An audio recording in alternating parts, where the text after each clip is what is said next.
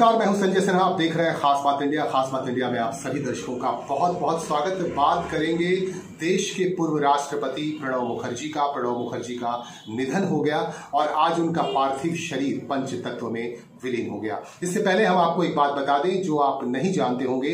प्रणब मुखर्जी तो पॉलिटिशियन थे ही, 50 सालों तक उन्होंने पॉलिटिक्स में अपना समय दिया। लेकिन इससे पहले उन्होंने एज ए प्रोफेसर, बतौर प्रोफेसर भी उन्होंने काम किया है। पश्चिम बंगाल के दक्षिण 24 परगना का एक कॉलेज है, विद्यासागर कॉलेज, और इस कॉलेज में 60 के दशक में प्रणब मुखर्जी ने बतौर प्रोफेसर भी काम किया और बतौर पॉलिटिकल साइंस के प्रोफेसर के रूप में उन्होंने यहाँ पे काम किया। और उसके बाद वह पॉलिटिक्स में आए सन 1969 में इंदिरा गांधी के साथ। इससे पहले हम आपको दिखा दें, और भी हम बातें करेंगे, लेकिन आपको बता दें कि उनका पार्थिव शरीर पंचतत्व में विलीन हुआ और अंतिम यात्रा किस तरह से निकाली गई। आइए कुछ तस्वीरें हम आपको दिखाते हैं।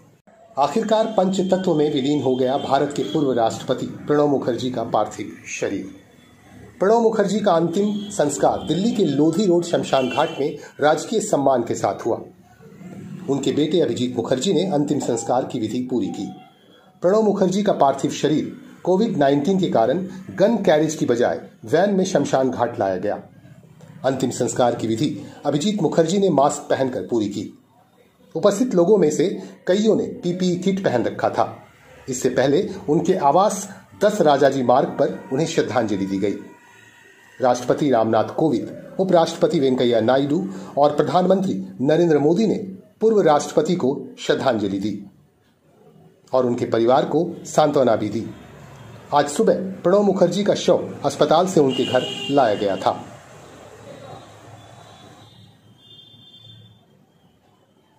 खास बात इंडिया, नई दिल्ली। देश के पूर्व राष्ट्रपति प्रणब मुखर्जी को कांग्रेस का चाणक्य भी कहा जाता था। कांग्रेस का करिश्माई चाणक्य उन्हें कहा जाता था। प्रणब मुखर्जी को जब भी कोई मुसीबत आती थी कांग्रेस पर तो प्रणब मुखर्जी कांग्रेस को बचाते थे। संकट मोचक के रूप में भी उन्हें जाना जाता था। आइए हम उनकी जिंदगी पर कुछ खास प्रकाश डाल रहे हैं। हम बता रहे हैं उनके बारे में, उनकी जिंदगी की कुछ खास पहलुओं को हम रेखांकित कर रहे हैं। आप जुड़े रहिए हमारे साथ और देखिए कि प्रणब मुखर्जी ने और क्या क्या किया और किस तरह से उनकी जिंदगी गुजरी। सक्रिय राजनीति को 4 दशक से भी ज्यादा दे चुके प्रणब मुखर्जी को उनके तेज दिमाग और शानदार याददाश्त की वजह से कांग्रेस का करिश्माई चाणक्य माना गया। 84 वर्षीय प्रणब मुखर्जी को चलती फिरती इंसाइक्लोपीडिया, कांग्रेस का इतिहासकार, संवैधानिक मामलों के विशेषज्ञ और संसद के कायदे कानूनों का पालन करने वाले नेता के तौर पर जाना जाता था।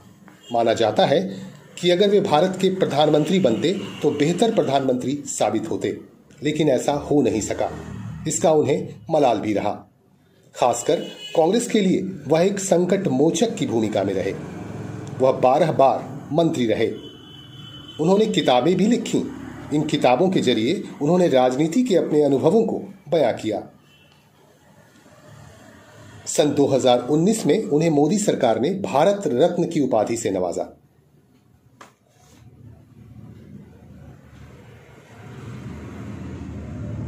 खास बात इंडिया, नई दिल्ली।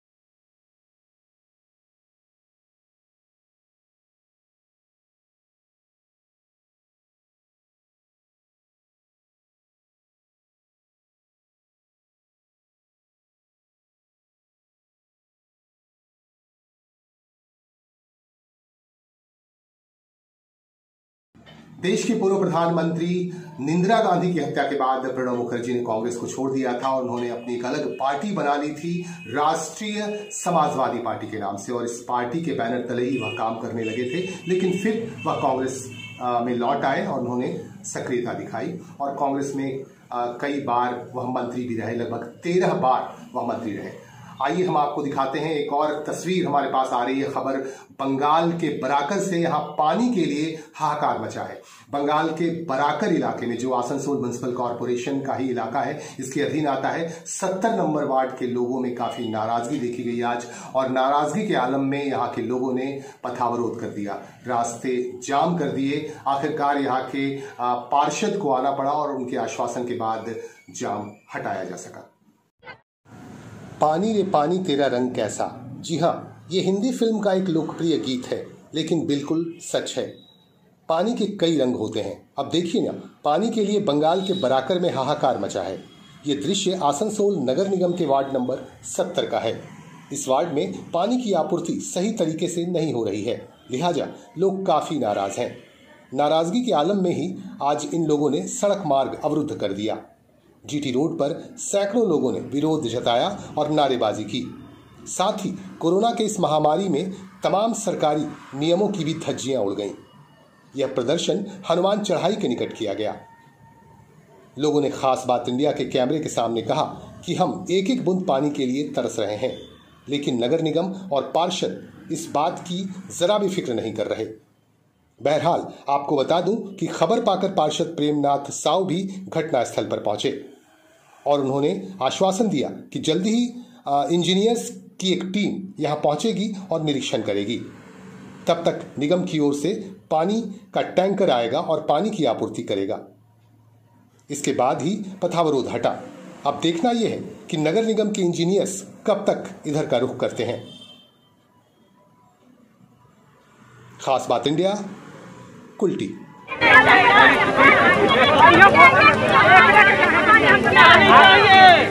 पानी चाहिए हम लोग का।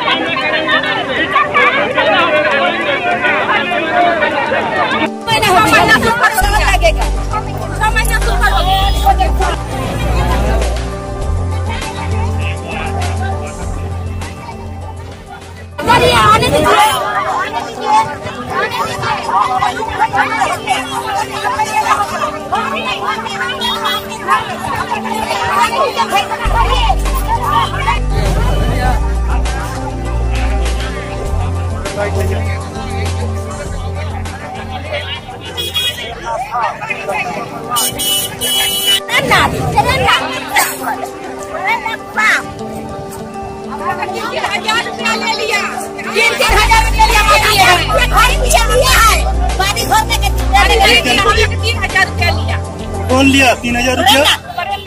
3,000 हम दिए हैं। अच्छा, क्या बोला? पानी चाहिए। आप लोग का क्या, यहाँ पर क्या चीज का प्रॉब्लम हो आप लोग का?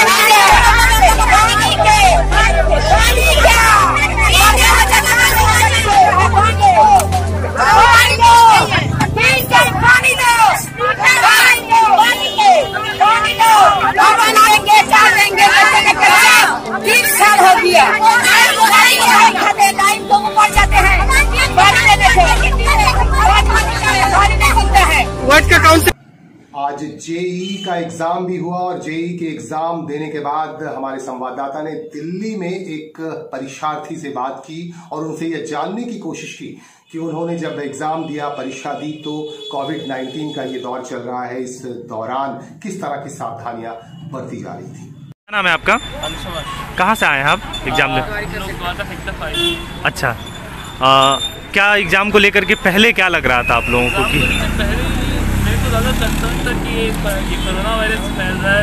लास्ट यस्टरडे अराउंड 80,000 केसेस आए थे, और तो उस चीज़ का डर लग रहा था कि लोग उसमें प्रोटेस्ट करें। सबसे बड़ी प्रॉब्लम मेरे ख्याल से यहाँ ट्रांसपोर्ट की है। मेरा घर यहाँ से 50 किलोमीटर दूर पड़ता है। हमारे पास कार है, इसलिए हम लोग आ सकते हैं, लेकिन ज़्यादातर बच्चे नहीं आए थे। हमारी आधे ज़्यादा सीट्स खाली पड़ी थी, तो रोल नंबर्स थे वहाँ पे, लेकिन सीट्स नहीं थी। एक क्लासरूम में कितने बच्चे थे? एक क्लासरूम में जितनी सीट्स थी उसके अकॉर्डिंगली एक छोड़ के एक रखा गया था। अराउंड 40 सीट्स थी, तो उसमें 20 बच्चों को जगह थी, लेकिन मुश्किल से 10 बच्चे आए थे। अच्छा। और ये मेट्रोज नहीं चल रही है, बसेस डायरेक्ट यहाँ तक नहीं है, सेंटर बहुत दूर दूर के मिल रहे हैं, और ट्रांसपोर्ट की दिक्कत है। ये तो फिर भी ठीक है, अभी असम साइड में तो फ्लडेड सिचुएशन भी है, तो उसके चक्कर में। अच्छा, मैं आपसे जानना चाह रहा था कि जो कोविड के बाद से प्रिपरेशन पे कोई आप लोगों का असर पड़ा क्या? कोविड के बाद से बस घर पे बैठी प्रिपरेशन अच्छे से नहीं हो पाती है, कि फिर कोचिंग क्लासेज नहीं हो पाई? कोचिंग क्लासेज नहीं हो पाई, उसको मटेरियल भेज देते थे, खुद ही पढ़ना पड़ता था। लेकिन वैसे टाइम मिल गया था एक्स्ट्रा, लेकिन उस चीज़ से फर्क नहीं पड़ा, फर्क ये इसी चीज़ से। एक मिनट। खास बात इंडिया के साथ आप लगातार जुड़े रहें, खबरों के साथ बने रहें। हमारे सोशल मीडिया के जो प्लेटफॉर्म्स हैं उन पर भी हमारे साथ आप जुड़ें। फेसबुक पेज को आप लाइक करें, ट्विटर पर जुड़ें, इंस्टाग्राम पर जुड़ें, और हमारे वेबसाइट www.khasbaat.co.in के साथ आप लगातार जुड़े रहें, ताकि आप अपडेट रह सकें और खबरों पर बने रह सकें। हमारे साथ जुड़े रहें और हमारे साथ बने रहें। इसके साथ ही हम लेंगे आपसे विदा। नमस्कार।